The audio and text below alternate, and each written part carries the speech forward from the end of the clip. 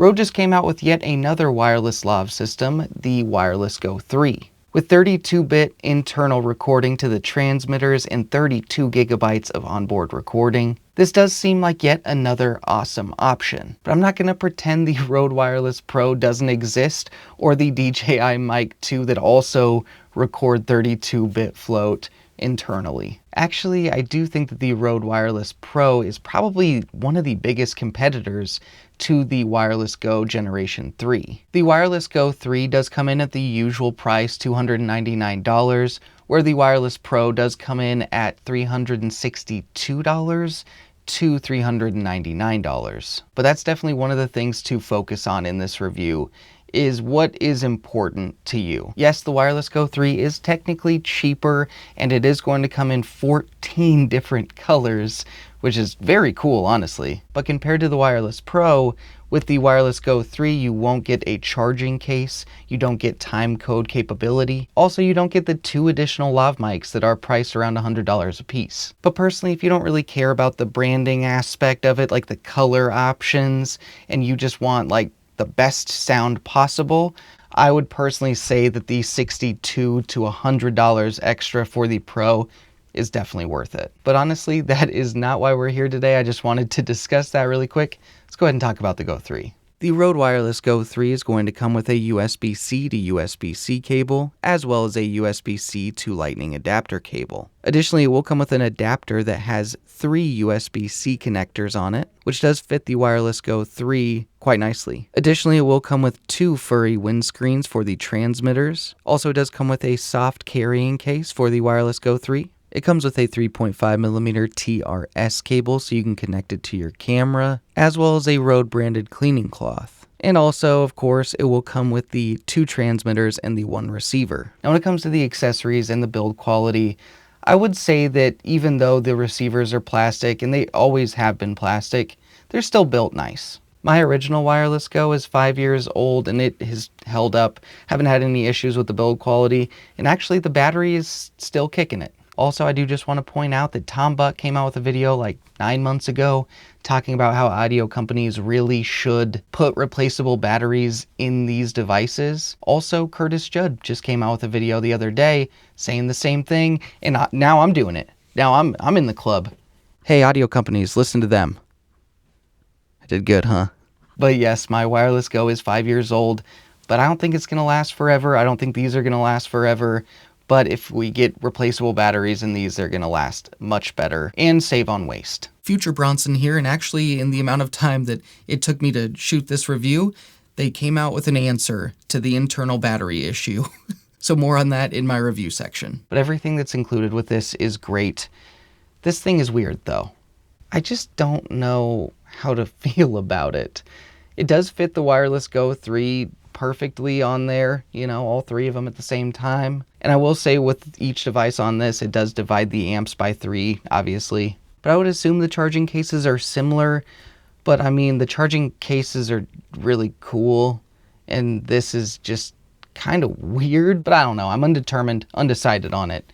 It's kind of goofy, but it's okay. But here in a little bit, I will be doing some tests with the GO 3, as well as a comparison with the DJI, as well as the Generation 3, and the whole line of GO Wireless. But before that, I'm sure you're wondering what the differences are between the Generation 3 and the Generation 2. Let's briefly go over that. Short and honest answer, everything is essentially improved about the GO 3, and I'm not just saying that, it really is. The Generation 3 has a battery indicator light like the Pro version does. It also has a locking lav connector like the Pro. The Generation 2 did have internal recording, but it was capped at 24-bit 48 kilohertz, where the new one is 32-bit, like the Wjreless Pro. Yeah.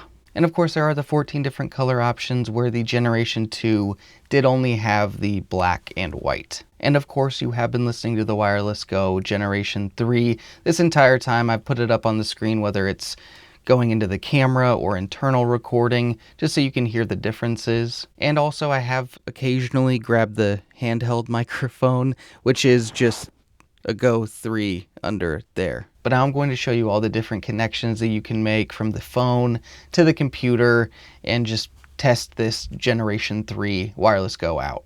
Now for this next part, I am going to plug the Wireless GO 3 into my phone. I am currently using the Wireless GO 2. I do have the iPhone 15 Pro, so I am going to be using the USB-C cable, and I'm just going to plug that directly into the receiver, and we'll just see how easy it is. So now I have the transmitter plugged directly into my phone, and I'm just gonna open Road Central. We'll see if it shows up. This is the first time I plugged it in.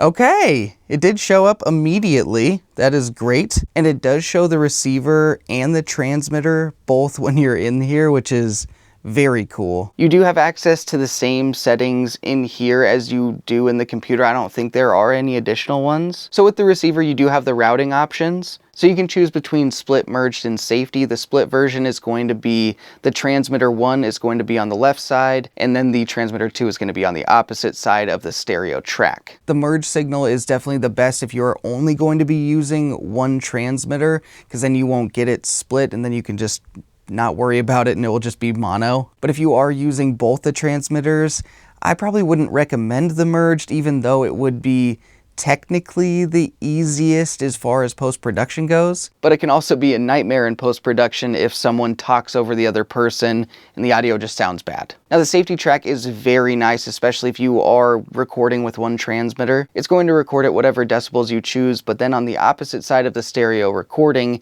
it will lower it like 20 decibels, I believe. So that is an awesome setting, especially if you're only going to be using one transmitter. Then you have your output gain. You can choose whatever decibels you want to record at. But then if you click on that, it will show you a preset of what Rode suggests that you record at. But then also it will allow you to adjust your headphone volume. And also your headset volume, which does make sense. I didn't think about that though, but that's cool. Pardon this interruption. I just wanted to let you know that I am using a headset. I'm plugged directly into the receiver. It basically, the headphone jack becomes an in and out at that point. So I'm sending the headset to the right side of the stereo track, and then to the left side, I am sending this transmitter. So pretty sweet stuff. But actually with the headset, you do get the auto gain and dynamic modes also. But then also you do have the gain assist options as well as the mic gain. But then there is a setting where you can choose what you want to happen if you press that little O button, or the O with the cross thing through it. You can choose for it to record, to do nothing, of course, and then a marker option, which is a lot like the markers in an NLE like DaVinci Resolve or Final Cut Pro. Then you have the dim backlight option, which is just between auto and off. But then you have the plug-in detect option and whether you want that on or off. And just to briefly go through the transmitter settings, you do have the gain assist, which is either in auto or dynamic or off. And in off, that's when you'll get the microphone gain option. Then there is a setting for the LEDs, whether you want them to be bright or dim. Bright or dim. There you go. Then there is the crossed out O button setting where you can choose for it to mute, not do anything, or to create a marker. And now we'll just put our game down, flip it, and reverse it Missy Elliott style. We'll go to the top. And right up there, you can see that you can unpair either of the transmitters, and also there is a little battery level up there. And now I'm recording in Rode Capture. It detected the Wireless GO 3 immediately, just flawlessly. It was actually extremely easy. But here's just a real quick test of how the GO 3 sounds on the iPhone. So now I have the receiver from the Wireless GO 3 plugged into my MacBook, and I am recording in my computer with one of the transmitters, and then the other one is connected to the Rodecaster Video just by itself, because you only need the transmitter for the Duo, the Rodecaster Pro 2, and the RCV. And yes, I do know that I look ridiculous right now. I'm also internally recording, but I don't think I'm going to use any of those, but it's a just in case thing. With the RCV, you do get the same DSP post-processing that you would get with like an XLR microphone. But additionally, when you have the receiver plugged in through USB-C into the computer, you can just go right into Rode Connect and record. But sadly, when you click on the device to go to the DSP settings or whatever settings are available within that device, the only thing the Wireless GO 3 really has within Rode Connect is just a gain dial and the gain assist options. No high pass filter or anything like that. But it is actually pretty cool that it does have the gain assist options between auto, dynamic, and off. And also I will just show you really quick that the settings within the computer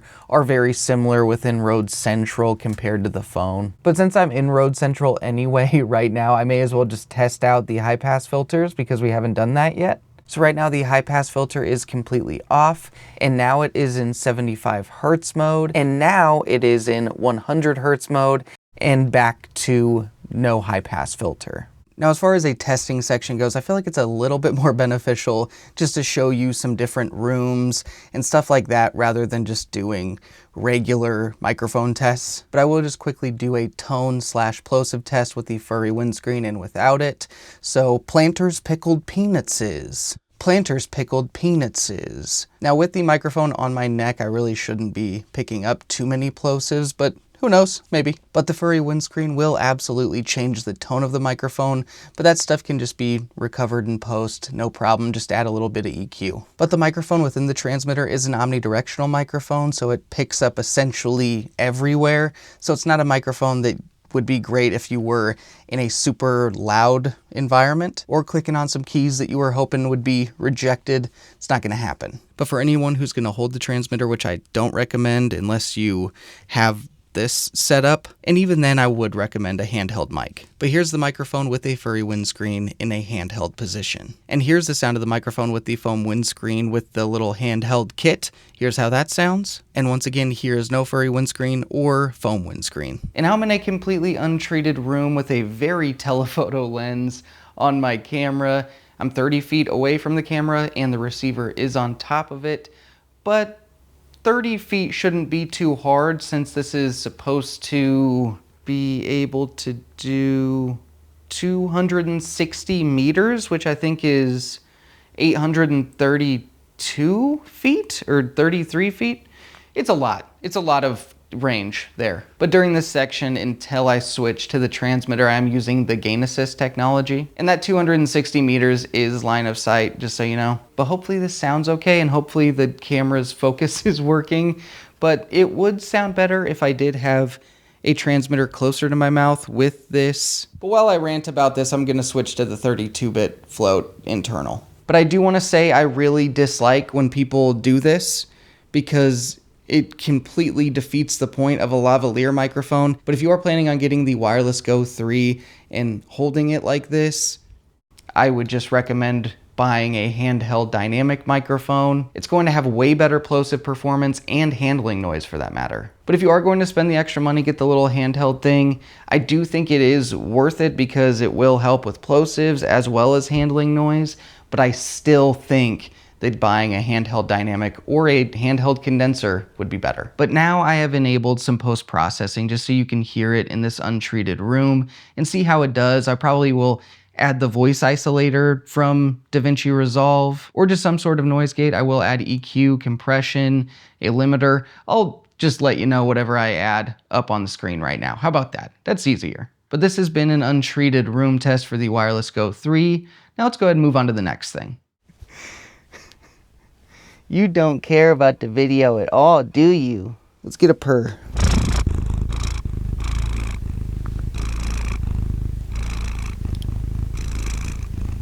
Well, kitty purr test is done, so that's cool. And now I'm just being a little bit insane with all three transmitters on my neckline. I have the 1, the 2, and the 3 all just ready to go comparison time. And there is a huge chance this won't work at all because of the interference. They're all 2.4 gigahertz wireless systems, so there's likely going to be interference. But here is the original Wjreless GO, and I'll just send some plosives, some planters pickled peanutses. We'll see if it picks it up. And now we have the second one, and I'll do the same.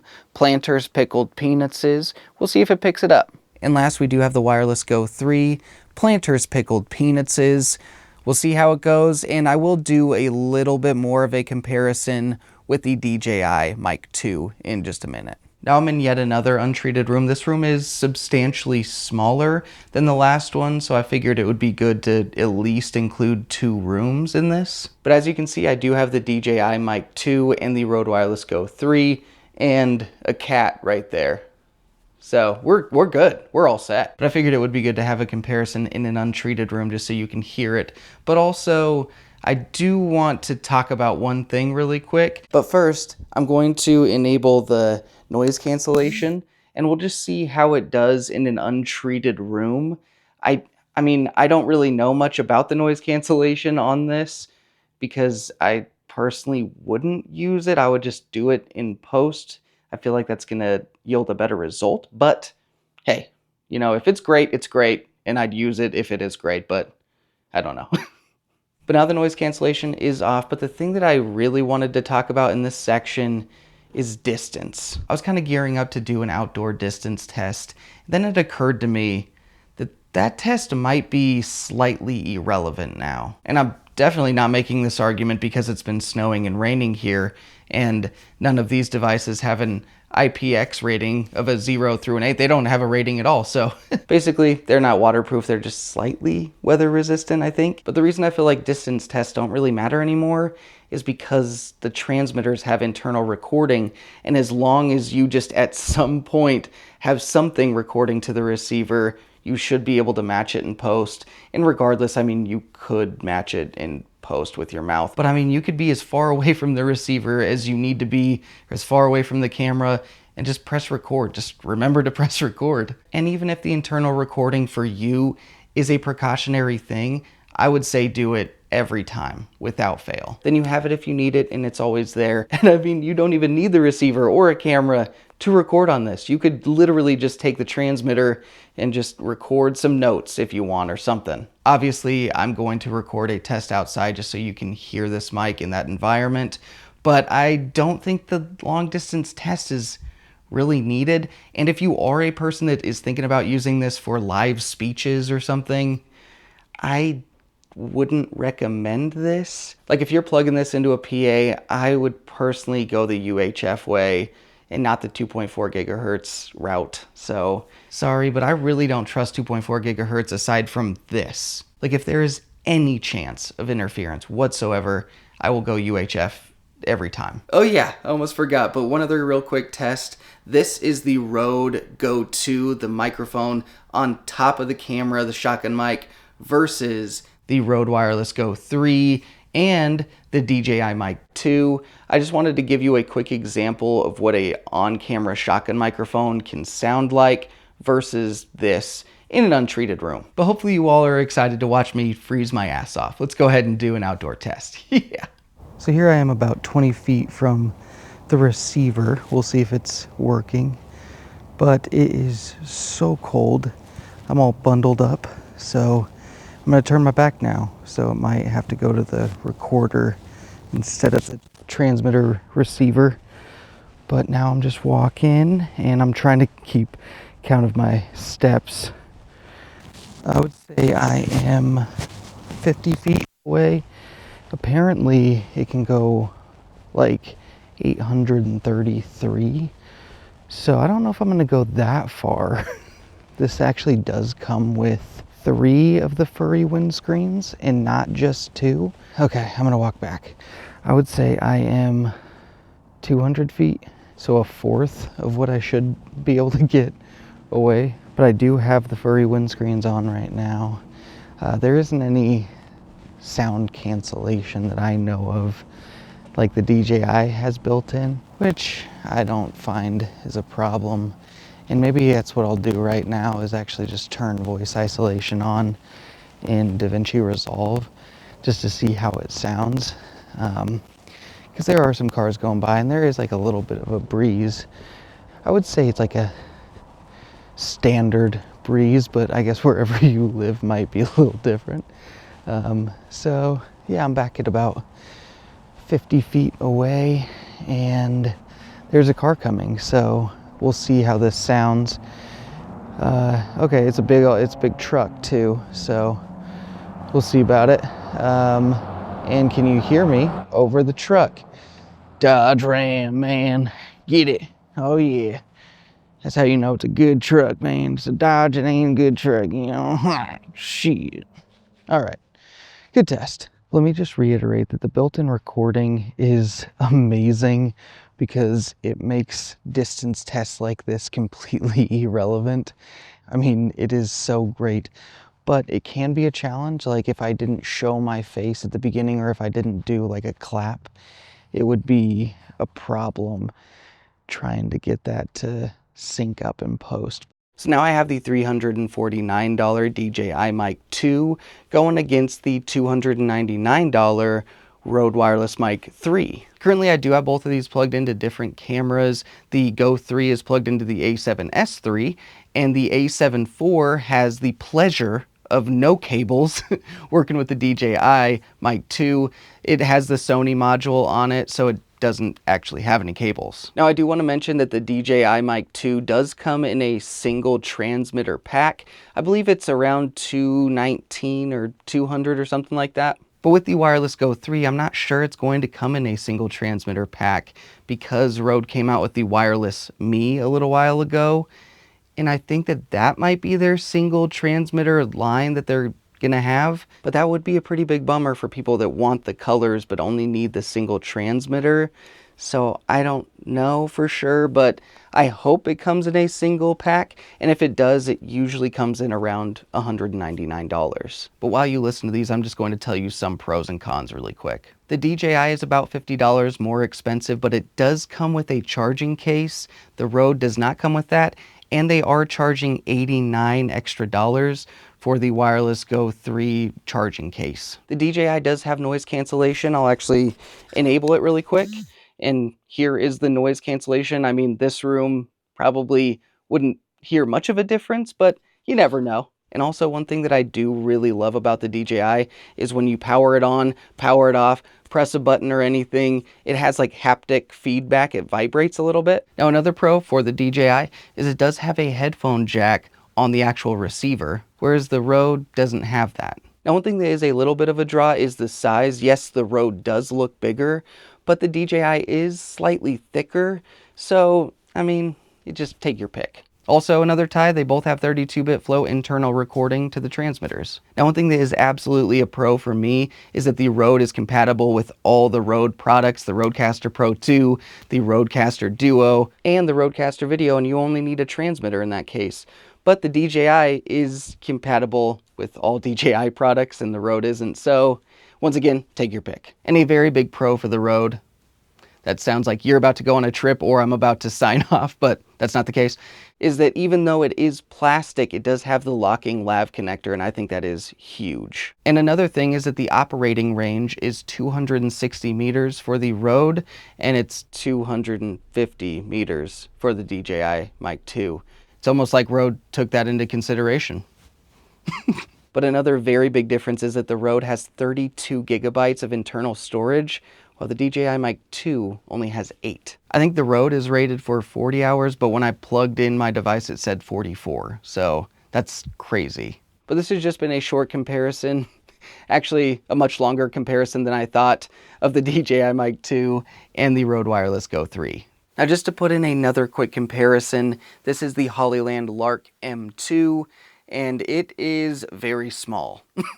I mean, compared to the Rode Wireless GO 3 transmitter, it is itty bitty. But there are definitely disadvantages to the Lark M2, one of them not being price. This is $139 for everything, the USB-C, the lightning adapter, and the camera adapter all in one. But with the Wireless GO 3, you have everything built in, and I feel like that is the case with the M2, but the USB-C and lightning adapter are pretty snazzy. They're pretty sweet. But the camera adapter does have a USB-C on it, so you could plug it into your phone. But if you just get the camera adapter, I believe it's $125, so $14 extra for everything. But with the M2, what you see is what you get. You don't have internal recording. You don't have a 3.5 millimeter connection. So you just have the microphone and that's it. But for people that are going to buy this and they don't want internal recording or they don't care about connecting a lav mic, look toward the M2. Before this whole comparison, I've been recording the GO 3 directly into the camera. Aside from this part right here, I'm recording internally versus the Lark M2. Yeah, what do you think? Do you like the M2? Do you like the Rode? Let me know. So now let's get into my review section for the Rode Wireless GO 3. And I know it seems like I've been speaking a little bit negatively about it. And really my only reason for being negative about the Wireless GO 3 is that the Wireless Pro exists. For essentially 20 to 25% more money, you get 2 lavalier mics and a charging case. I think that that would be usually $289. But the Wireless Pro is only $62 to $100 more. So you can just see where my mind is at with that a little bit. So here's what I decided. if you are all in on the colors that come in the Go 3 and you just can't live without that, and you do want to show off the transmitter, because why wouldn't you? You got a color in it. That's awesome, dude. So if that is your thing, I would recommend the Wjreless GO 3, and I would just charge it and transfer stuff with this goofy little thing instead of getting a charging case. But if you don't care about the 14 different colors that the Wjreless GO 3 comes in, I would say go with the Pro. You just get more bang for your buck, your Tom buck for that matter. Oh yeah, speaking of which, earlier I did mention the issue that a lot of these wireless units have the 2.4 gigahertz ones, and that is the fact that they don't have replaceable batteries. So sadly, these will die someday, and usually you just be shit out of luck. But thanks to Tom Buck coming out with his video a while ago, and Curtis Judd coming out with his recently, they're going to offer replacing the internal battery. And in future models, they are going to offer a way for the actual user to replace the battery. Now you would just need to send them in. For the Rode Wireless line, this is huge. I don't know if DJI, Shure, or Hollyland is going to offer this, but I mean, that's a big win right there, just going with Rode and knowing that if it does die one day, you can replace it or get it replaced. But one reason that I really do enjoy having the Wjreless GO is all the possibilities that it opens up for you for just having wireless audio and just making things a little bit easier for yourself. I will be the first to say, if you do need reliable wireless, UHF is the way to go. Don't even bother with 2.4 gigahertz, honestly. But if you are a person like me that is just creating videos and you aren't going to be in a super busy environment where you could have interference, then they're pretty fun. But I will say the transmitters recording on their own does help the reliability issue exponentially. But there really are just so many ways that you can use one of these devices. Currently, I am using a lav, an external lav, instead of having this clipped to my collar. But the other one, and I don't necessarily recommend this, but I gotta try it. I just have to try everything just for fun. Currently, I have the Rode NTG3 recording me, and it's going into this 48 volts of phantom power supply. It also is 12 volt compatible, but then I just have a balanced XLR cable going into the unbalanced 3.5 millimeter jack on the transmitter. Also, you can plug in TRS shotgun microphones like the Go 2 directly into the transmitter like this, and just record and have a wireless shotgun mic. So the Rode Wireless GO 3 is a great system, and I do think that it has a target audience. It's for people that, you know, want colors, want to show off the transmitter, or just creators in general that maybe want to save a little bit of money because they are going to use the transmitter. So it's not that the Wireless GO 3 is bad at all. It's actually really awesome.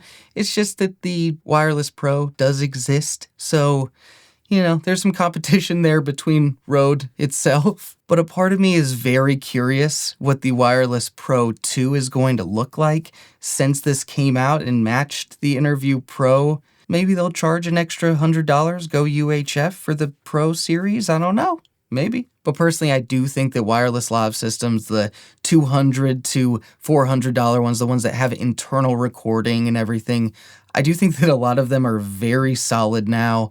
It's just kind of a take your pick and see which one you like the features of the most. And I will say, as of right now, out of the ones that I tested, the Rode is the best sounding option. But on the BBSAR, I'd probably give this about a 7, but I could see some people thinking it's an 8 or 9 because of the colors and because of all that fun stuff. And it really is great having 32-bit float internally.